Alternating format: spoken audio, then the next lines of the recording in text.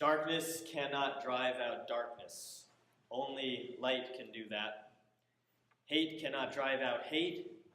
Only love can do that. These words from Dr. Martin Luther King Jr. are the only adequate ones I can find to say this morning in the wake of the white supremacist terrorist attack on 2 Muslim mosques in Christchurch, New Zealand on Friday. After writing that sentence yesterday morning, I stared at my computer screen for a long, long time because I had no adequate words of my own to add to Dr. King's. All I have left are the inadequate ones, which I wrote through the fog of my own tears. The beautiful lyrics of Psalm 27 seem so far away today after our faithful Muslim brothers and sisters were slaughtered while kneeling at prayer in their houses of worship. How can we pray these words today after that? One thing have I asked of the Lord, one thing I seek, that I may dwell in the house of the Lord all the days of my life, to behold the fair beauty of the Lord and to seek him in his temple. For in the day of trouble he shall keep me safe in his shelter.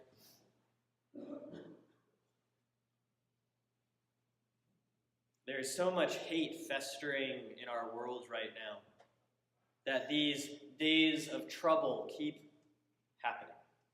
I've lost count of the number of times I have scrapped my intended sermon to address race or religion-based terrorism.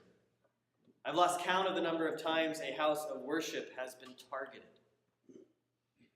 I have lost count of the number of times I have groped my way back to God when the darkness of fear and hate and violence closes in. Here we dwell in our house of the Lord, this beautiful little church in Mystic, Connecticut.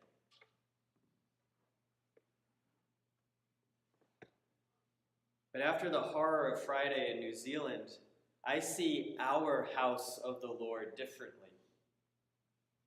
The psalmist speaks of the house of the Lord, the temple in Jerusalem that was destroyed twice during biblical times. The temple in Jerusalem was the center of the Jewish faith. People gathered together in their own towns to pray and learn, but the temple was the beating heart of the religion.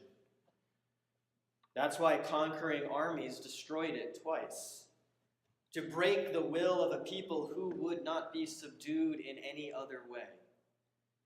But it didn't work, because what the conquering armies did not understand was that God did not live in the temple. God was everywhere.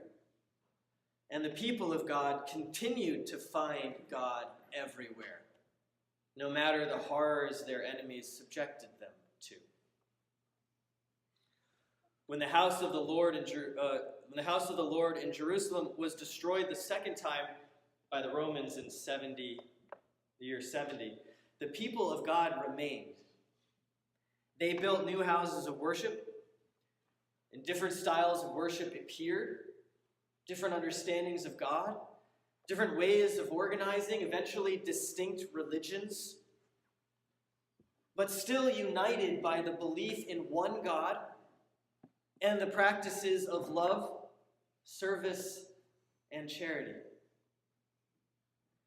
And so now, as I look out at our lovely little church, I don't just see this distinct unit called St. Mark's. I see the house of the Lord, transcending both geography and religion.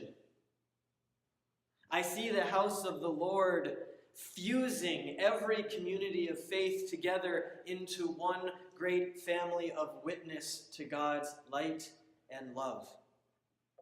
Darkness cannot drive out darkness. Only light can do that. Hate cannot drive out hate. Only love can do that. The darkness of the attack on the mosques darkens this place too, for we are connected to them through the love of God. But that also means the light of our witness that promotes the worth and dignity of all people, no matter what, that light shines on the Muslim community of New Zealand. It works both ways. And we all know in our very bones that the darkness cannot fully extinguish the light. Indeed, the witness to radical welcome of God's love was on display before the shooting, when the greeter at the mosque hailed the shooter with the words, "Hello, brother." If that man, who is twisted by hate and fueled by the corrupting influence of white supremacy, had arrived at the mosque empty-handed and open-hearted, he would have been invited into their community.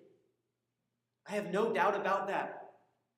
He would have witnessed the love of God nourishing a people to acts of goodness and devotion.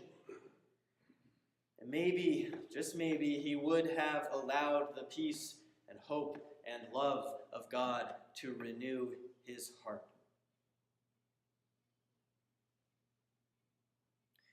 Do hundreds of speeding bullets and 50 people of faith lying dead in the mosques negate the vision of God's light and love defeating darkness and hate?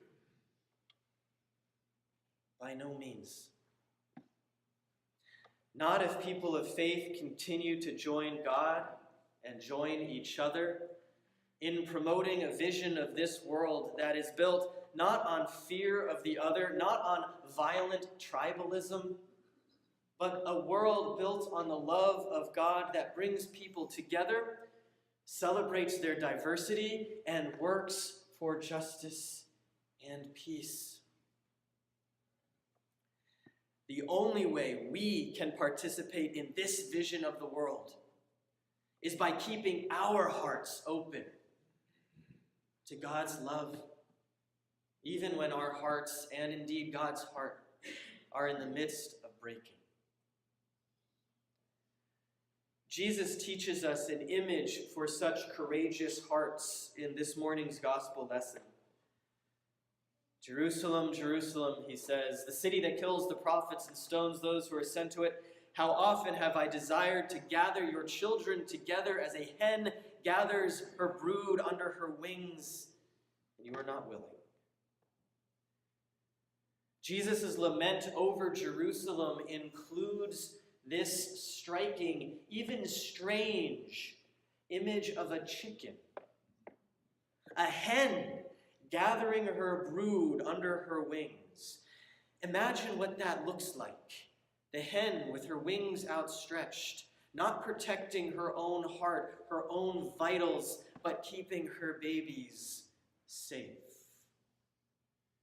Now imagine those wings as arms of love, stretching out on a cross, gathering the whole world into a saving embrace.